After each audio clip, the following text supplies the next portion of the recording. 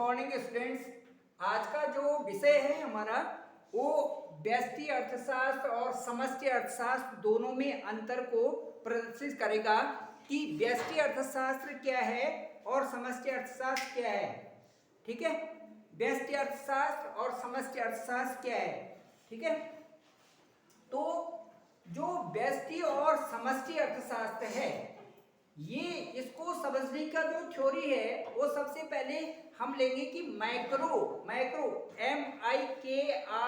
Macro economics और MAKRO macro economics, micro और macro economics.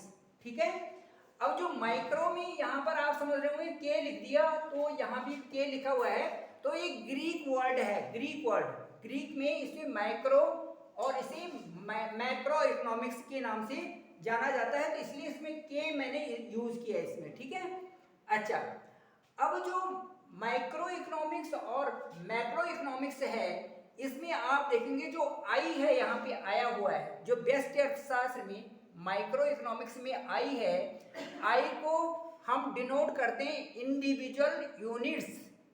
इस व्यष्टि अर्थशास्त्र में हम व्यक्तिगत इकाइयों का अध्ययन करते हैं।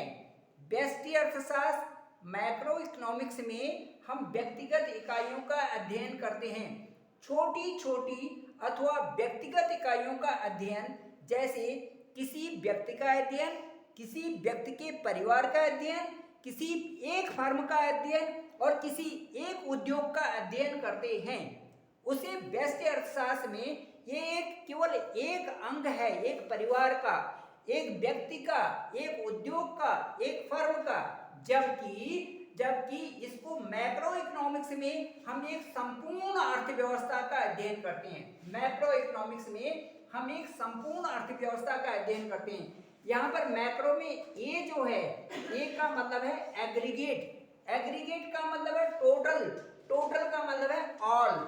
इसका मतलब है कि हम समष्टि अर्थशास्त्र में इकाइयों के योग अर्थात कुल राष्ट्रीय आय, एक अर्थव्यवस्था की कुल राष्ट्रीय आय, एक अर्थव्यवस्था का कुल उपभोग, टोटल उपभोग और एक अर्थव्यवस्था का कुल विनियोग कितना है, इसका अध्ययन करते हैं समष्टि अर्थशास्त्र में, मैक्रो इकोनॉमिक्स में।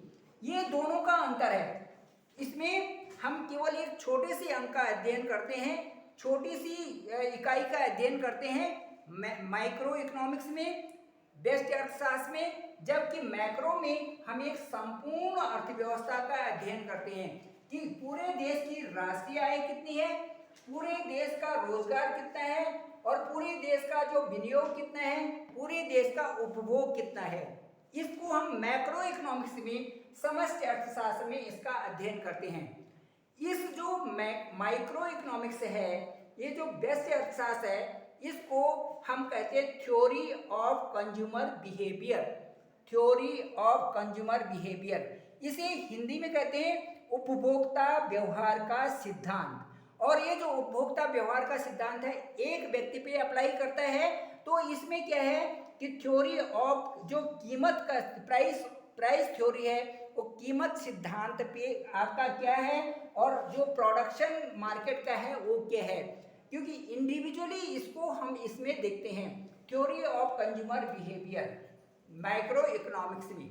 ठीक इसके दूसरी तरफ जो हम एक संपूर्ण अर्थव्यवस्था का अध्ययन करते हैं, इसमें हम पाते हैं कि जो ये थ्योरी है national income and employment, national income, पूरे देश का नेशनल इनकम और पूरे देश का एम्प्लॉयमेंट, संपूर्ण रोजगार सिद्धांत, ये हम इसमें लेते हैं संपूर्ण राष्ट्रीय आय और संपूर्ण रोजगार सिद्धांत, ये हम मैक्रो इकोनॉमिक्स में लेते हैं। तो जो मेन डिफरेंस है मैक्रो का और मैक्रो का वो यही है कि मैक्रो इकोनॉमिक्स में हम एक इंडिविजुअल का अध्ययन करते हैं, एक व्यक्तिगत इकाइयों का अध्ययन करते हैं, जबकि हम मैक्रो इकोनॉमिक्स में एक सारी संपूर्ण अर्थव्यवस्था का अध्ययन करते हैं। एक संपूर्ण अर्थव्यवस्था में राष्ट्रीय आय क्या है, एक संपूर्ण अर्थव्यवस्था का उपभोग क्या है, एक संपूर्ण अर्थव्यवस्था किस तरह से विनियोग कर रही है और एक संपूर्ण अर्थव्यवस्था का राष्ट्रीय आय और उसका रोजगार क्या है, इसका अध्ययन हम मैक्रो इकोनॉमिक्स में समष्टि अर्थशास्त्र में करते हैं। तो ये जो थ्योरी है, जो माइक्रो इकोनॉमिक्स है, ये अल्फ्रेड मार्शल ने इसका अध्ययन बताया। अल्फ्रेड मार्शल जो इकोनॉमिक्स में, उन्होंने ये मैक्रो इकोनॉमिक्स की व्यष्टि अर्थशास्त्र की थ्योरी बताई है। और जो मैक्रो इकोनॉमिक्स है, इसको जेएम कीन्स जो अर्थशास्त्री हैं, इन्होंने मैक्रो इकोनॉमिक्स की थ्योरी को डिटेल्ड में हमारे साथ में रखा हुआ है। तो बच्चों, आपके समझ में आ गया होगा कि मैक्रो इकोनॉमिक्स में हम छोटी छोटी इकाइयों का अध्ययन करते हैं, व्यक्तिगत तौर से उनका अध्ययन करते हैं, एक परिवार का, एक फर्म का, एक उद्योग का। और जबकि हम एक समष्टि अर्थशास्त्र में हम पूरी राष्ट्रीय आय, पूरा एम्प्लॉयमेंट और पूरे देश के बारे में, पूरी अर्थव्यवस्था का अध्ययन करते हैं।